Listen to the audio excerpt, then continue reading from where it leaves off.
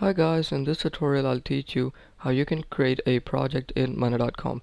There are actually two ways to do so. The first one is by doing it manually, like creating a new board and then adding all of your project details and adding all the relative sections and all of that stuff. But if that is too complex for you and you're a newbie and you like something easier, there are pre-created templates that you can use that are very useful. In this tutorial we're gonna use a template, so all you have to do is under main workspace, click this blue button and then click choose from templates.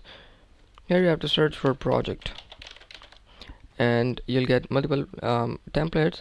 Now you can choose any template you like, but in this tutorial I'm going to choose this one, which is called project management, and click use template and it will set up the template.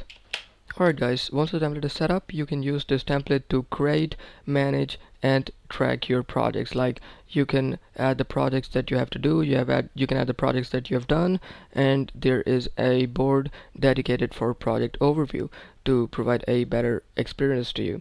And this template is very useful, especially if you are a beginner with Mana.com, and it is really helpful in managing your projects. I hope this tutorial helps. We'll see you in the next one. Thanks.